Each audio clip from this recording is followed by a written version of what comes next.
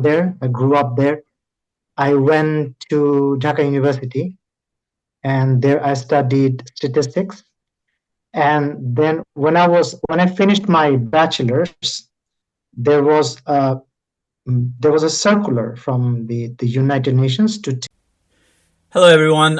Today, I'm excited to introduce my guest, Khalid Khan, a statistician at the United Nations with a passion for running.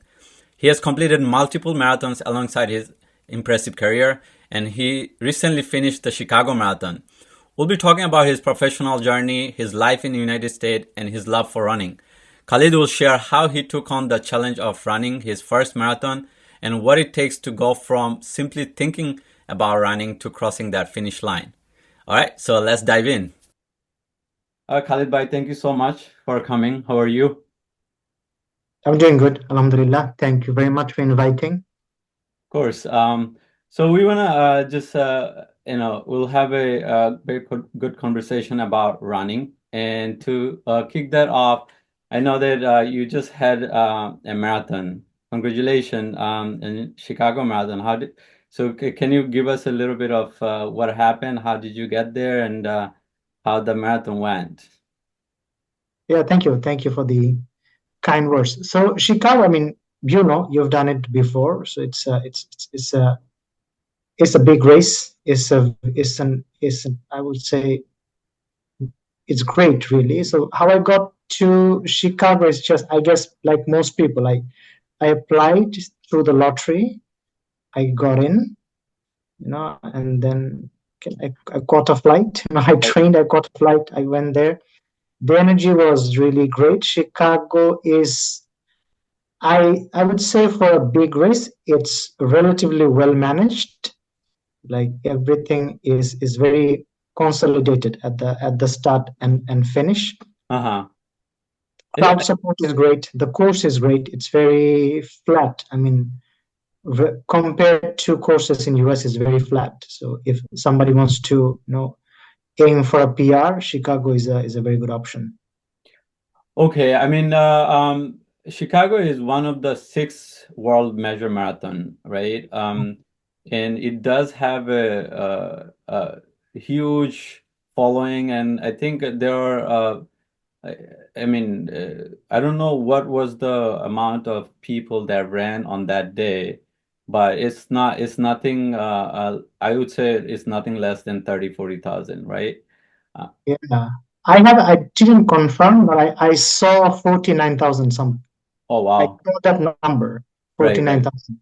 Yeah. And I think one of the winner of the women race, she broke record on that day. That is correct. Yeah. Record was set. Yeah. It's a record course, it's a course for setting record. Right. There's no surprise there.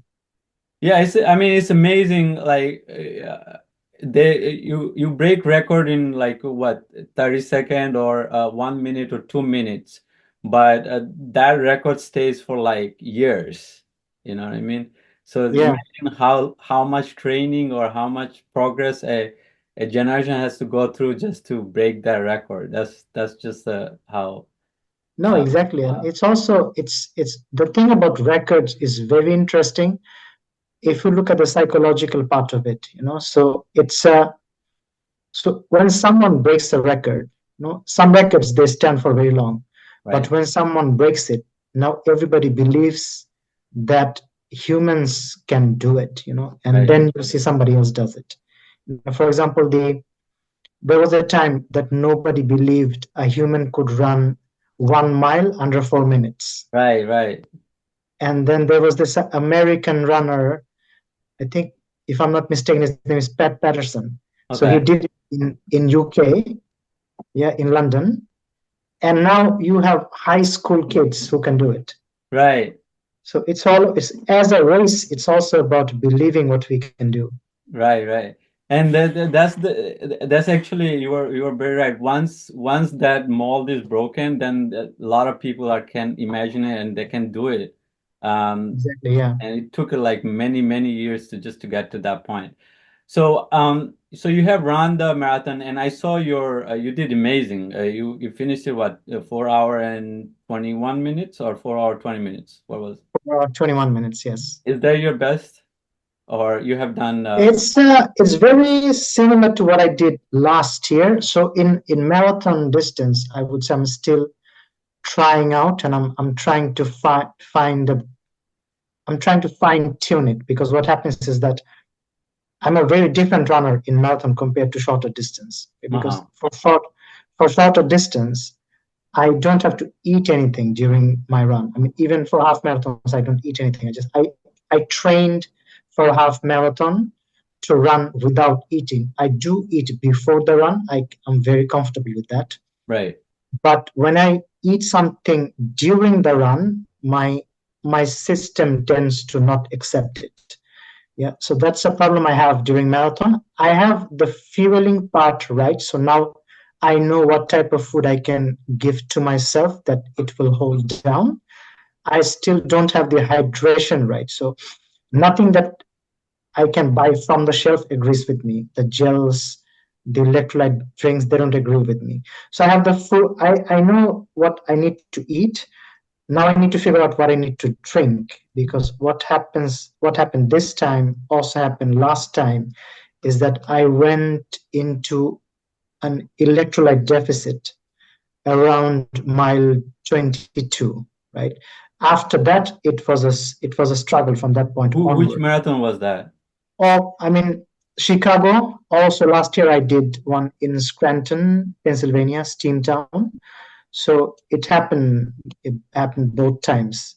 Okay. Even so, the marathons before these two, I struggled with both food and hydration. Now I think I have solved the food part. I need to solve the hydration part. So if Okay. I can solve it, I think I can go at a more steady pace, and I mean hopefully improve. But it's we'll see in future. That's great. I mean, you're learning your body, and you're figuring out, and of course, running a marathon after certain distance, body reacts differently for different Exactly. people, right? So I wanna come back to your early life. So can you share with us what got to your early years and what brought you to the United States? Sure.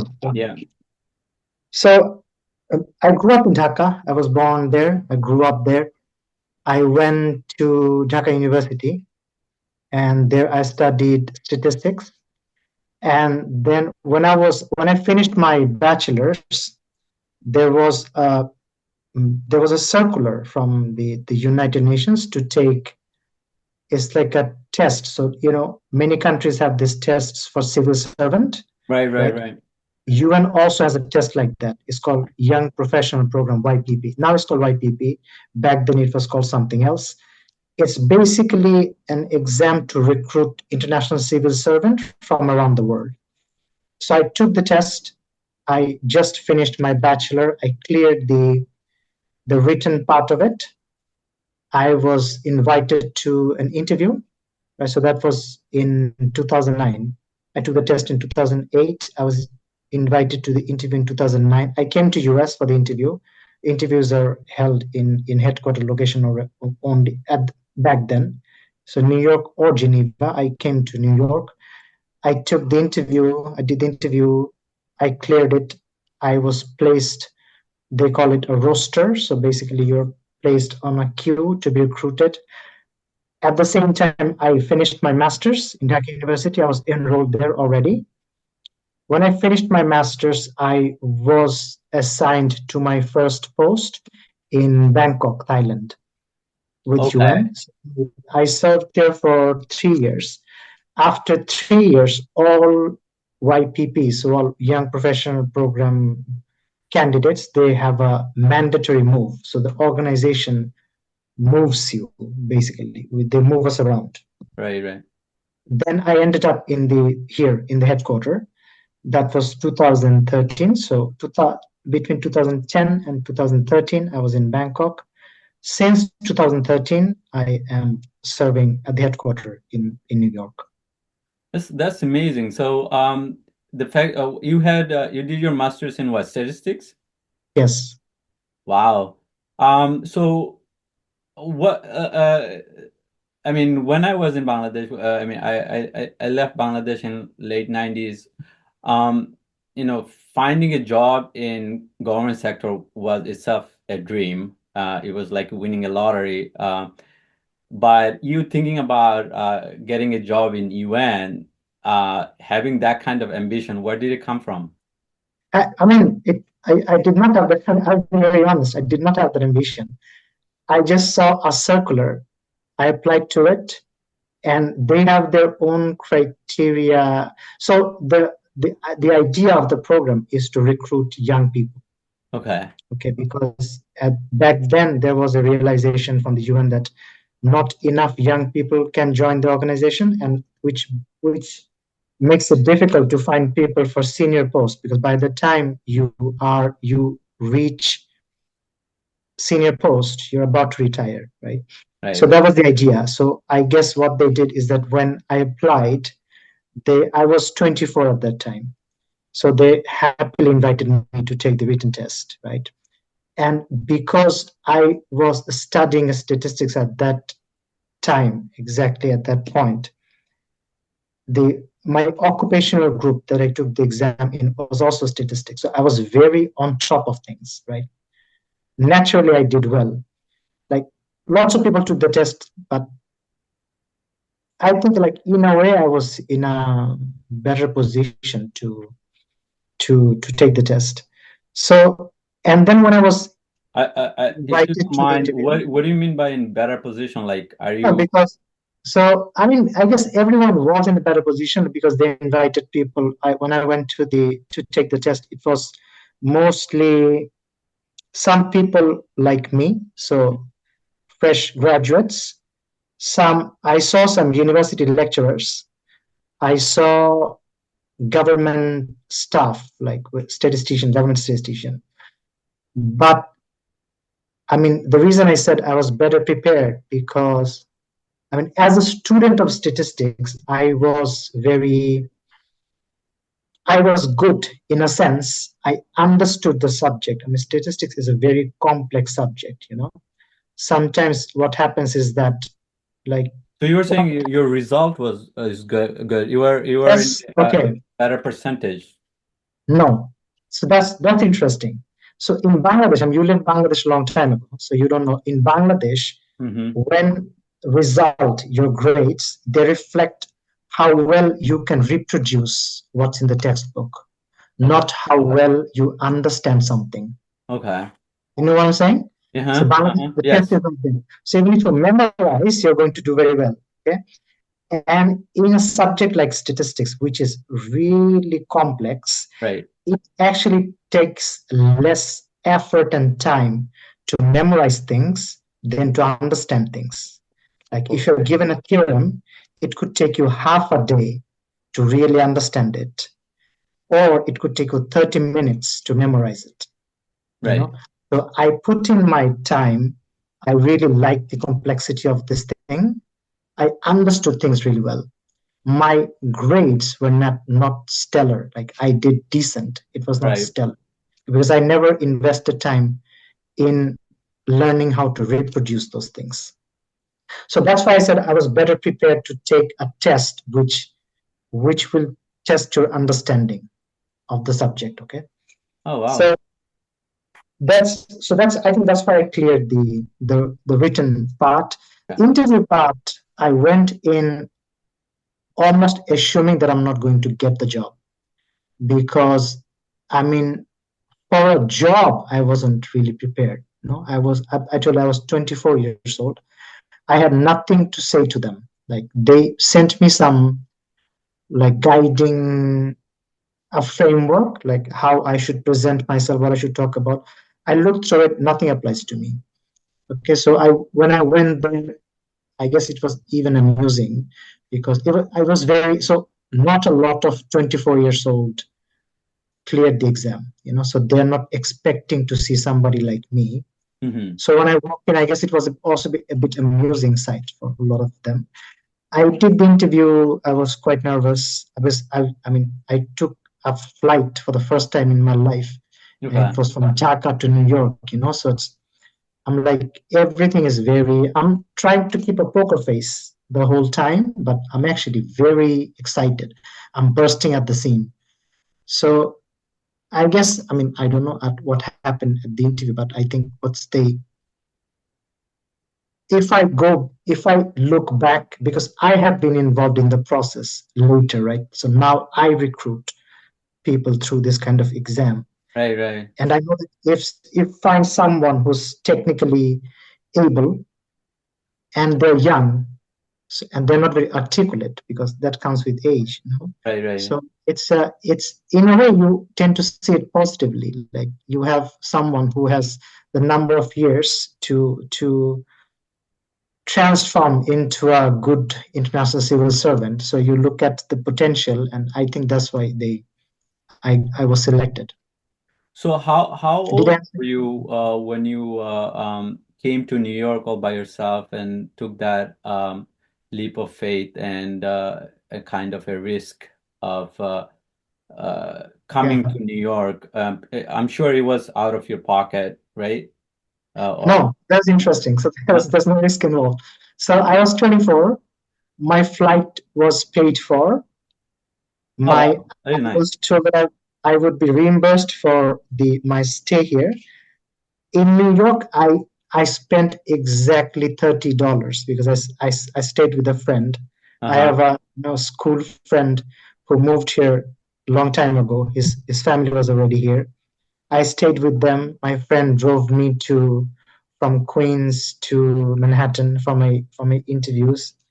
Yes, I didn't spend much. I didn't need much fund, and then I was reimbursed for my stay here. And like, Bangladesh is not that expensive, so that reimbursement covered me for Oh, a that's year good. for my master's years. Oh, that's very nice. Yeah, you kind of utilize it in a better way. That's great. I mean, that journey is amazing, and now, your whole family is here. I met them. They're great. So how did you start the running journey? Okay, so that's interesting. Like, I started running, I guess, in the same way as most people, right? Hmm. So right after I got married really early. So when I was doing my masters, I was married already. So Okay. we basically, I married. So she also studied with me. So she was in the same department as me. We got married right after our bachelors. And what happens is that af in Bangladesh, when you get married, you gain some weight, because you get invited to all your in-laws, like everybody, all the new relations. You get invited to their house. Also, you also get invited to your relatives, because it's like a orientation for your wife and everything. Mhm. So I gained like 3 4 kg of weight. I was never really overweight. So at that time, for the first time, I could see like a belly. So I felt a bit disgusted. I went on a run one day, and it was so hard. I was so miserable. Like, I have done, like any other kid, I have done some sports, but running continuously, I mean, I guess we just don't do that. Playing Right. football, playing cricket, you do some bursts, you recover, you do some bursts. So when I tried to, like, I guess like most people, like, I went in with the ego, like, okay, I started running from my home in Jigatala. I was going to Abahoni Mat, right? So Abahoni field is like, how much? 2 kilometers. I thought, okay, I can just go run. I can run to the field. I can run around it. I can run back. That was my Mhm. assumption. Halfway to Abahoni Mat, I felt like throwing up, you know. Mhm. So, and then I understood the challenge it involves. And that hooked me basically to running. I mean, I think in general, I like doing things which are difficult. I find strange pleasure, a strange joy in it. So I kept, I, but I still, I ran on and off, because what happens is that I guess at that age, your metabolism is very, I don't know, it's going strong. I Right. ran for like 1.5 months. I lost a lot of, I mean, I slimmed down. Mm-hmm. And because that was my mindset, I was running to lose weight. I stopped running. I kept the weight off for like a year. Then I started gaining weight. I came back to running. So it was on and off until between 2009 and 2011. Okay. And well, running is something that, once you get hooked onto it, it's very unlikely that anybody gives up on it unless your body gives up. But running a marathon is a whole different ball game, right? It does take a certain kind Sure, of thought process. First, you have to get into your head, and then you have to commit to it, and then you have to deliver it, right? So, how sure. long did that thing take you to get into that running process, running a marathon? Right. It actually took me a long time. Like just the idea of paying to run, it Mm-hmm. sounded very strange to me. So actually, I started running regularly since 2011. So 2011 is when my first child was born. Okay? Mm-hmm. I started running when my first child was born because, I mean, I don't know, in a strange way, I thought it makes me a better father, because if I run, I mean, one thing is I set an example for my child. Also, I thought for fatherhood, I needed more energy. I don't know if a lot of people think this way, but I just Uh-huh. felt I needed a lot more energy Okay. to be a father because kids, they have a lot of energy. My kid in particular was very energetic. I wanted to keep up with him. I never wanted to tell him that I'm tired. Let's not do this. Okay. So that's when I started running. But I ran my first race in 2015. So it took me 4 years. It was actually a colleague and a runner and a colleague and a friend who said, "Okay, you should try, and see if you pay for a race, you run that. How you feel? How do you feel? I mean, there is."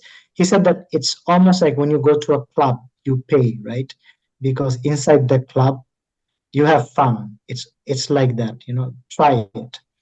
Then I tried a 5K, which is the dash to the finish line before New York City Marathon. Yeah, and the first rate, how many kilometer was that, or meter, The 5K. miles? It was just a 5K. So Okay. at that time, I was capable of running a half marathon. Right, But right, right.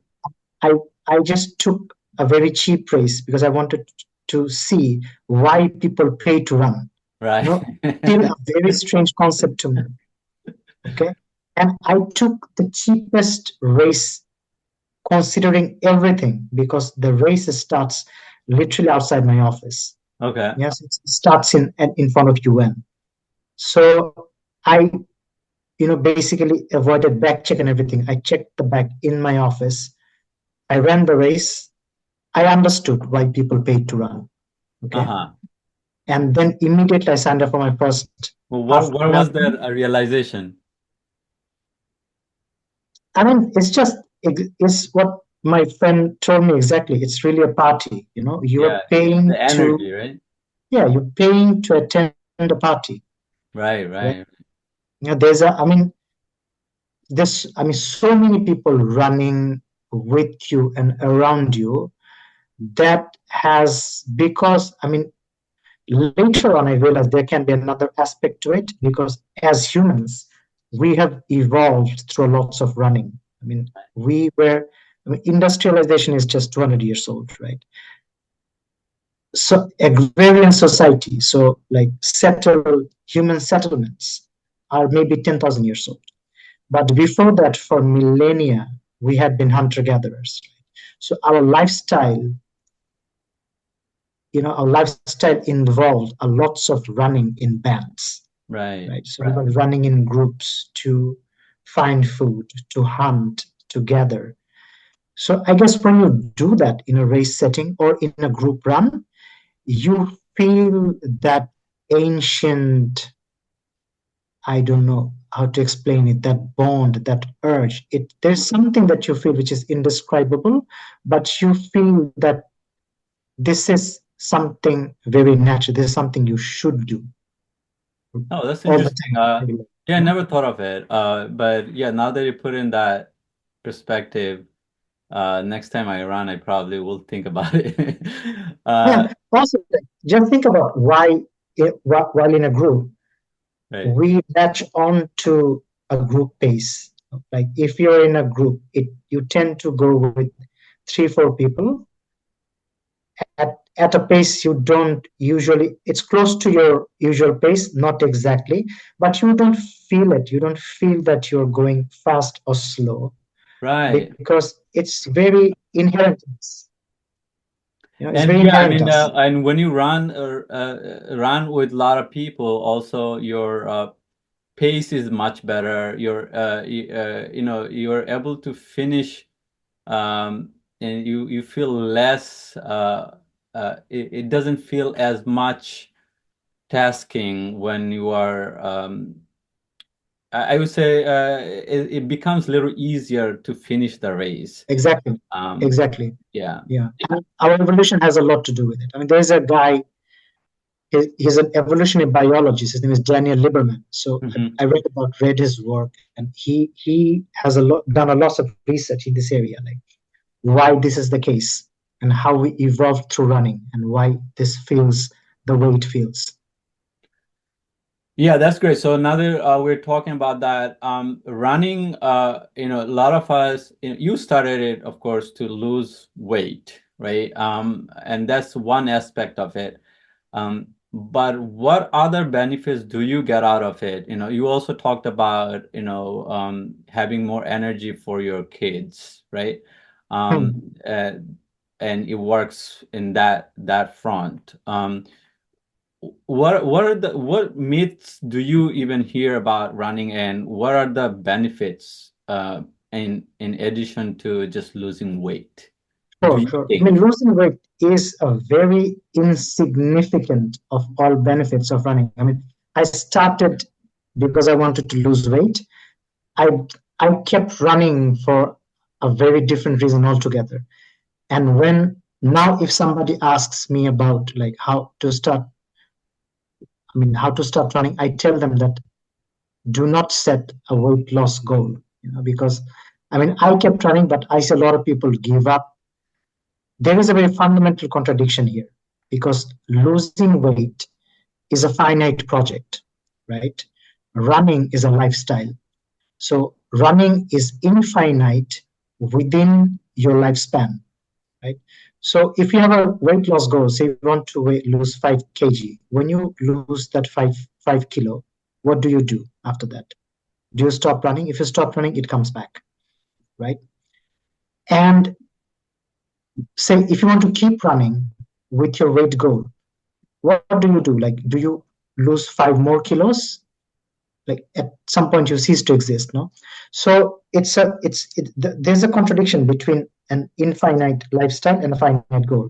So I tell people set a fitness goal instead that I want to finish, say, a 5K or 10K, or I want to finish it within this time. When you achieve a fitness goal, you can set another goal, right? Right. And you just keep improving. Yeah. And the benefits of running, I think the benefits are mostly psychological and spiritual. You know? Hmm. There are physical benefits, there's no denying, but most benefits are there. Like one of the greatest benefit, I think running just makes you a better person, a better version of yourself. Yeah, because I mean, I think I'm a better, how can I say, I'm a better family man, I'm a better father because I run. Okay, Uh-huh. because I have the discipline. I can translate it to my personal life. I can do more for people around me because I have more energy, I have more resilience, robustness through running, right? And I guess another good thing is that when you run like something like a marathon, it gives you that belief. that nothing is really impossible. Like there are very few things a human being will, like most people will do in their life, more difficult than running a marathon. So when you run a marathon, any other challenge that comes to your life, you can say that okay, it's difficult, but it's not as difficult as running a marathon, which I have done already, so I can do it too.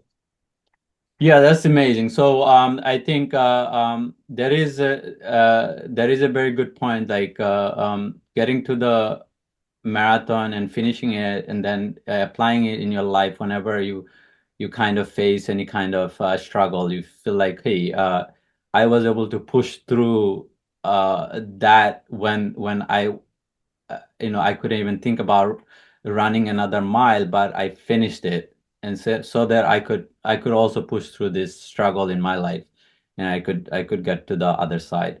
Um, yeah, and a lot of the marathon runners, they say the same thing, or people who run. I have seen the podcast where they say the similar things, like that resilience kind of gets ingrained in you if you run long distance, or I would say any kind of sports. But we diverted a little bit. You started running races. You did 5K, and then when did you conceive the idea that okay, I'm gonna run a marathon? And So after when that, was your first marathon? right, so after that, the 5K was in 2015. Mm-hmm. What I did immediately after the 5Ks, I signed up for my first half marathon, which was in 2016. So I think it's also important to mention that between 2014 and 15, I was injured. So I was dealing with runner's knee, okay, which I developed already in Bangkok. When I came to US, it just got worse very rapidly. So I was recovering from injury between 2014 and 15. 15, I did the 5K. 2016, I signed up for a half marathon. So before the injury, I was already ready for a half marathon kind of distance, but I had to re-ready myself because of that injury. 2016, I did Staten Island half. And after I did that, I decided to sign up for my first marathon, which I did in 2017, the next year. So I like to take time. I don't like rushing things. I take, if I have a new project, I take a year, 6 months to go for it. So that was in Philadelphia Marathon. I think I applied for New York City. I didn't get the lottery, so I applied to Philadelphia. Philadelphia, you don't need to apply, you just sign up. So 2017 was my first marathon. 2017. Yeah. Yeah, I mean, it's great that you take time, and that is important about running a marathon. Unlike me, you just rush into it. Uh, Some people can do it, yeah, yeah, It's okay too. I would not recommend. Like, you might get, that the thing that you talked about, the runner's knee. People. That's one of the side effect of running. If you don't do it carefully, you might end up with also, even if you do it carefully, you can get injured. But if you don't do it carefully, it can be devastating, right? Um, so now that you have run, what was your highs and lows when you finished your first marathon? Well, that's interesting because my first marathon was all high until it was all low. So I Okay. didn't have a high and low. So training for it, I felt amazing. I I mean I was really bad at nutrition at that time. Like Uh-huh. so I mean I'm still on that journey. My first marathon I tried running on dates, on eating dates and water, right? Bad idea because it's just one source of sugar and no salt. But until 30, 32K, so 20 miles, 21 miles, your body is okay. The special thing about marathon distance, you know it very well, is that our bodies can store energy to go up to 30, 32 kilometers, so around 20 miles, right? Mm-hmm. After that that's the unique challenge of marathon. That's the difference between marathon and the shorter distances. Because after that 20 miles, it's your training, your adaptation, and your refueling strategy that takes you the next 6 miles. So I ran really fine up until kilometer 32. And then I simply broke down. Like I started cramping, just I could not even walk for a while, right? And then basically, then I stopped. I recovered a bit. I walked the rest.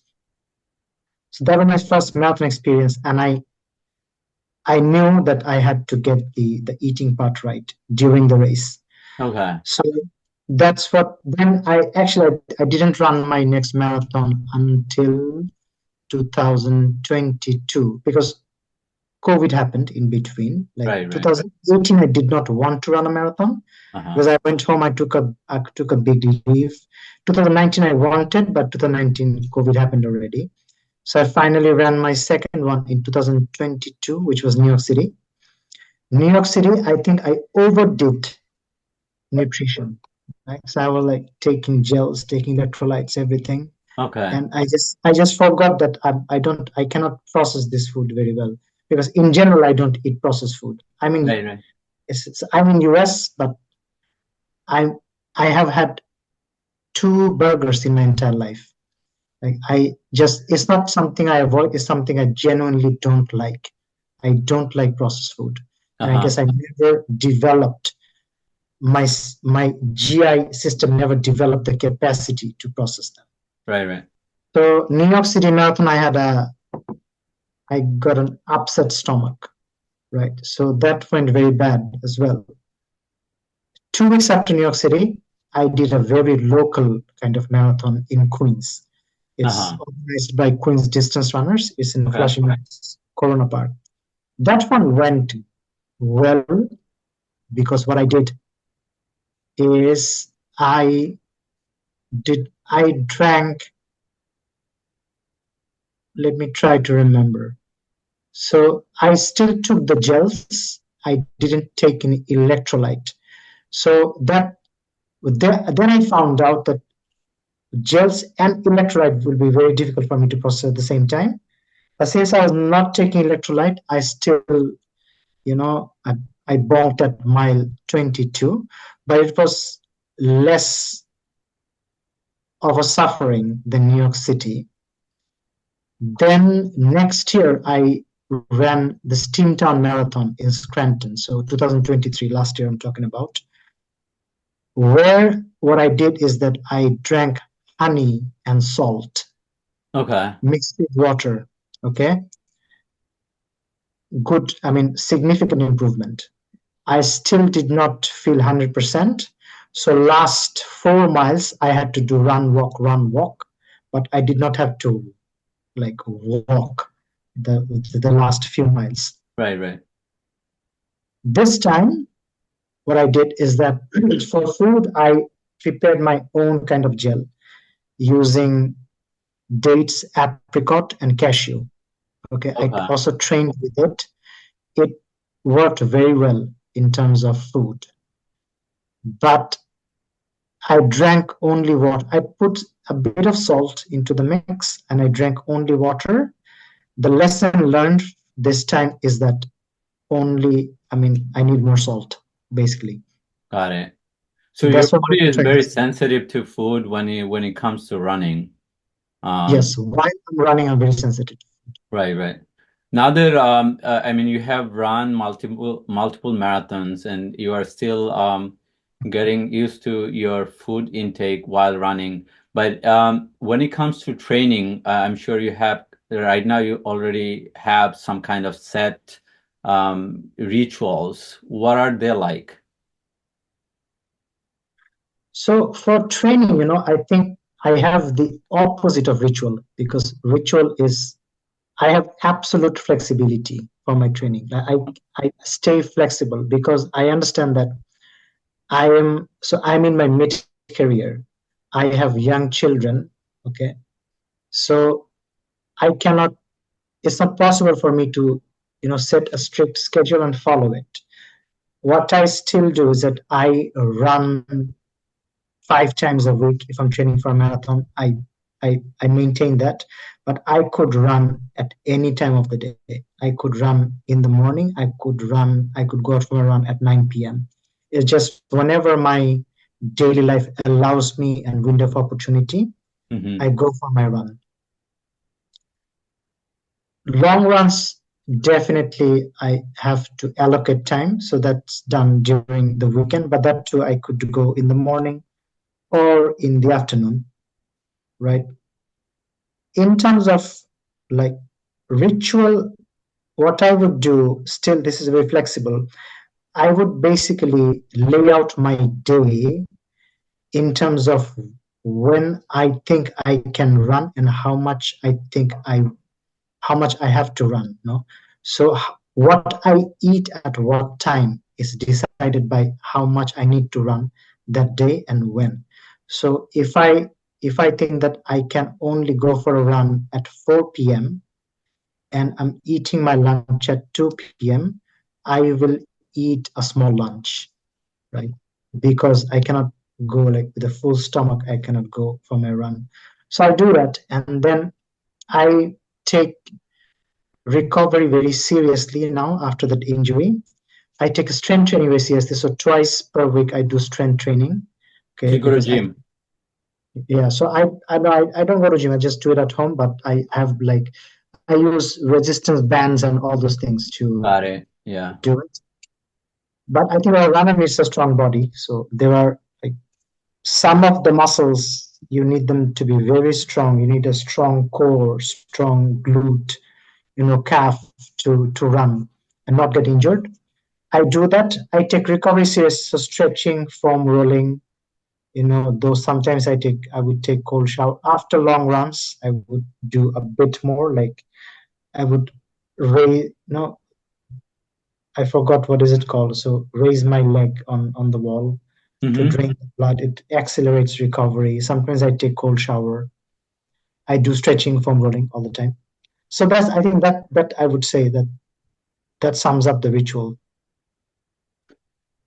Yeah, I mean, those are, you know, a lot of us, we do run, but, we don't take also the stretching or the strength training or all of those things that if you do those things, then you are less likely that you will get injured, right? But Right. I mean, I don't even follow my own advice a lot of times. I know. Yeah, I'm lazy on that front. But I should, and as I'm getting older, it's becoming more obvious that I have Exactly. I have to do it. But then Uh, when you're young, you have this like it's called protection of nature. right, You right, know? right. Yeah. So, but I think it's a fair deal. Like when you're young, because you haven't had the time to learn, nature gives you protection. But as you grow old, you have had time to learn. Nature Right. takes away that protection. Now your knowledge is a protection. Yeah, absolutely. We have covered a lot of things, and you have talked about a little bit about how you have to just kind of take on whenever you have time. Of course, you have a career, full-time career. You have a family, you have two kids and your spouse. Um, Now, running a marathon can become also a full-time thing because you have to run, and when you're training, I'm sure I see that I also do that. About you have to run 32, 35 miles a week in on average. Uh, Carving out time is hard. How do you usually manage that, and does it take a toll in your family or in your career when you do that? I see. Yeah, that's yeah. Lots of people have this question really. So the short answer is no. It does not take a toll in either family or career. I think it's a question of prioritization. So what happens is that I don't really do anything else. So I have my family life. I have my my work, okay? I do socialization, I do my running, I don't do anything else. For example, I haven't watched TV since 2011, since I took up running, Wow. okay? And that's something I'm very, so I find this lifestyle very fulfilling, right? So I don't, so that's one thing, I don't spend time on anything else. Secondly, I think running, what it gives you lots of energy, right? So I've seen people at my age who need to rest sometimes, so like, so they're feeling tired, they're on the couch, on the bed. I never have to do that. Like, I sleep at night, I'm fine to go, like, to throughout the day. So I think that gives me a bit more time. And like, and then it's just a prior, I know my, I have very few priorities. Like, I have simplified my life, you can say. I think lots of runner, they have to do it. I've simplified my life. I know that I want to do this five, six things. I do it. Like, I have also simplified, for example, if I pack all the clothes I own, it fills up half of a luggage. Okay, so this is Wow. just Very example. nice. Huh? So I have simplified lots of things. You know, and then the for work, what I do is that I have adopted this philosophy of deep work. Okay, so sometimes, not sometimes, regularly, what I do is that I would work for, say, 2 hours without anything else. I put my phone away, all types of distractions, I put them far away from me. I work for 2 hours and a lot gets done. If you can do two bouts like that in a day, you get a lot done. And then the other time you can spend on doing things which you cannot do with that kind of constant, like responding to emails. That's not a very concentration heavy thing. So I do that. I think so. Then I I can get things done. I have also, because of my nature and through running, I have developed this reputation of doing very complex things. So I tend to get assigned for complex tasks which I like doing. Okay. And sometimes, so I mean, that helps me too, to better manage my time. I think that's it. That's how I, So I mean, you are able to you focus very much whatever you are doing. You manage your time well, and you prioritize and you simplified your life. So to summarize your how you balance is that. one more thing I do is sometimes I combine things. Like, I like reading a lot. Mhm. So it's very hard to find time for reading. So the two times I read is when I'm commuting to office. In the train, I read physical books. And then I have combined reading with running. So when I'm running, Mhm. I often listen to an audiobook or podcast. So Okay. that gives me like 5, 6 hours of learning time every week. Okay. Yeah, that's amazing. So you do have that also going. So as for if someone someone wants to run and they want to start running as their lifestyle, you know, they go to a gym or whatever. Um, what advice would you give as for someone who wants to pick that hobby as their lifestyle, and want to go outside and run? And of course, the winter is coming, so that's also another Mhm. obstacle. Sure, sure.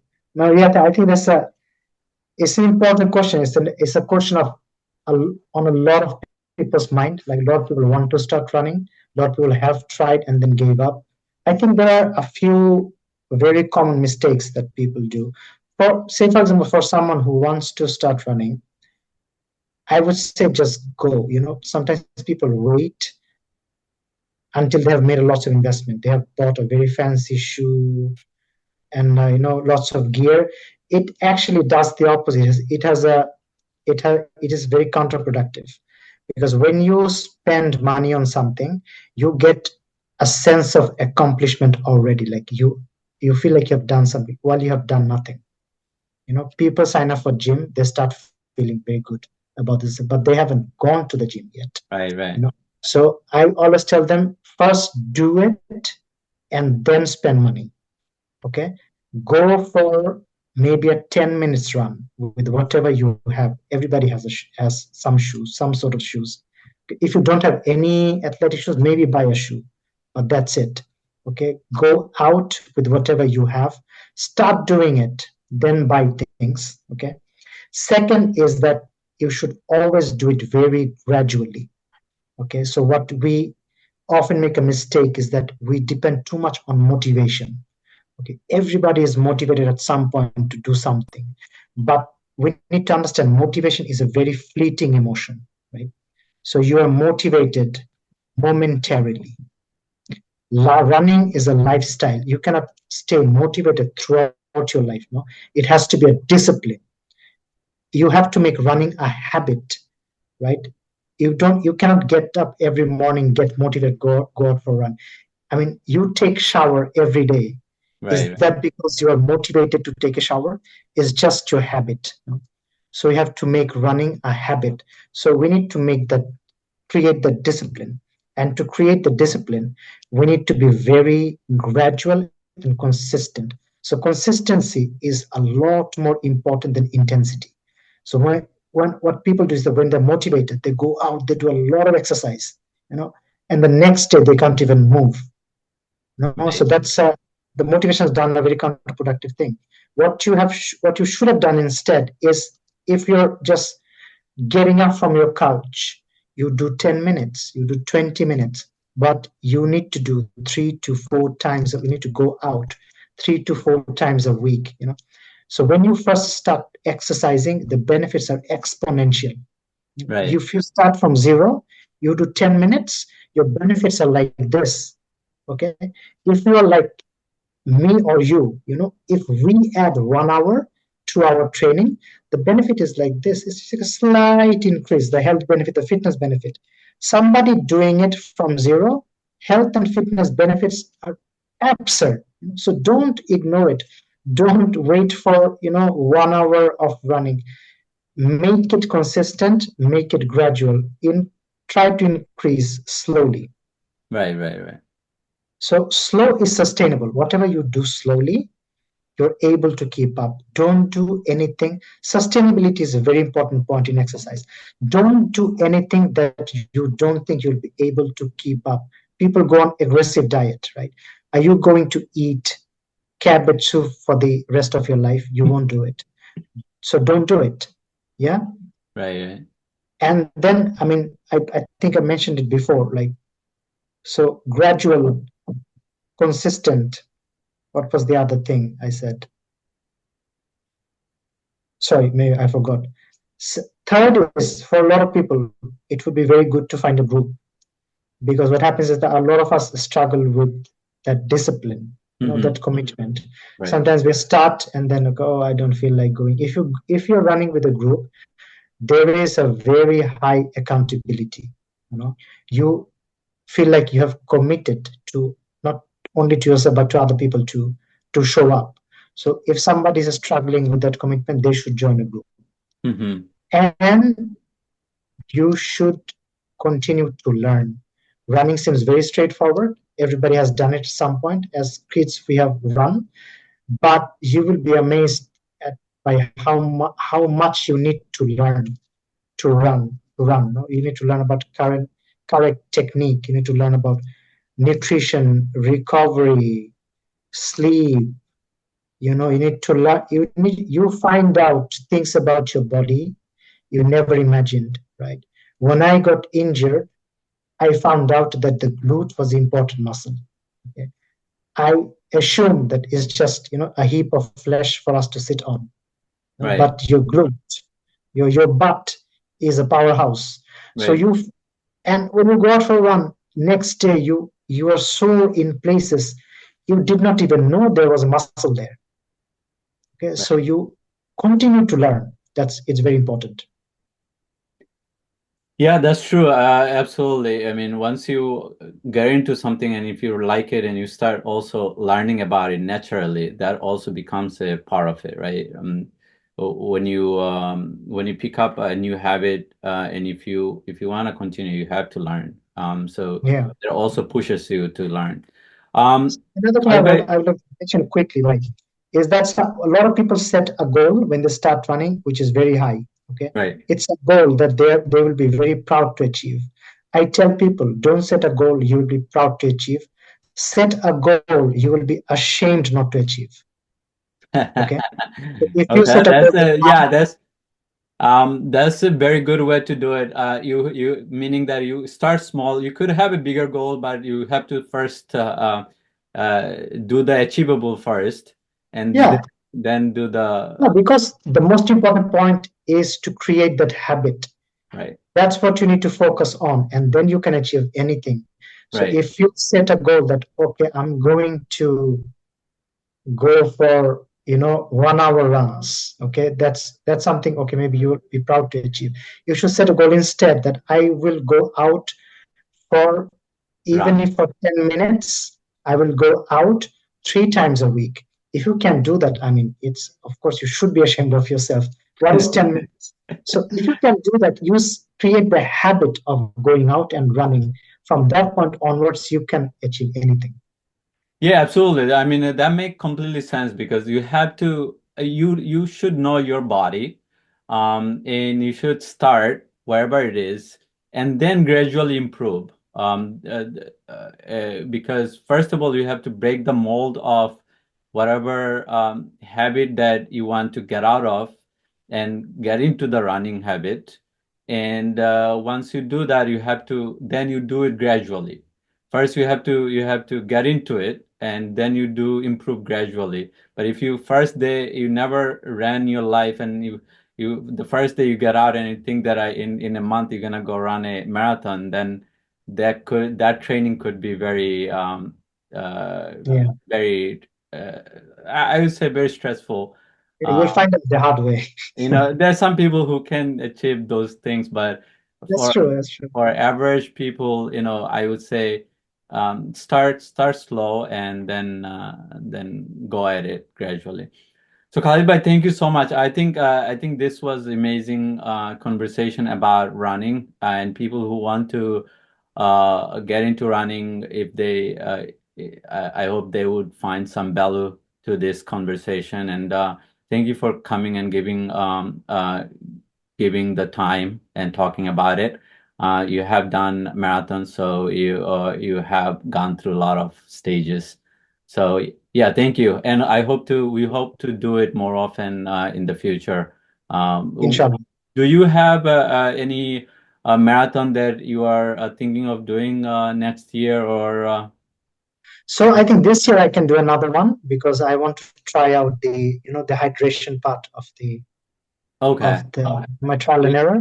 I haven't set anything yet, but I mean, there's one which is done just in my backyard, you could say, in Corona Park, which Okay. organized by my own club, Queen's Distance Runners, Okay. which is on November 17th. I might do that. Hmm. I have my eye on another marathon in Maryland, which is, the course is, it's next to a river, so it follows a river throughout, to and back. I'm really interested. I could do that too.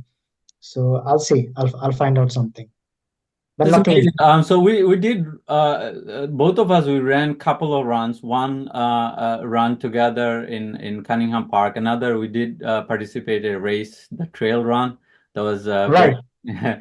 that was very interesting. That was the Right. first trail run I ever done, and it's very different than the pace. Exactly. Yeah. Yeah, yeah, I it's want to do more of those things. The yeah, trail yeah. runs. So, Definitely. I mean, run is also very tricky because if you just jump into trail run, it can be very bad for a person because you are running on a rocks and Yeah. Exactly. Yeah. uneven It's spaces, and it could be for me. I kind of got a little bit injured because you also have the right shoes for it because these are You need to have options. yeah, because they can be slippery. You might land yourself in a different Yeah. different places when you are jumping and all these things. But that was interesting. It was fun. So we hope to do run together in the future. And Inshallah. keep on running. Keep on being doing positive things. Thank you so much. It was Thank you, mate. very Thanks for inspiring. inviting. It was All a right. very nice chat. Bye. All right. Thank you. Bye. Assalamu Bye. alaikum. Take care. Walaikum salam.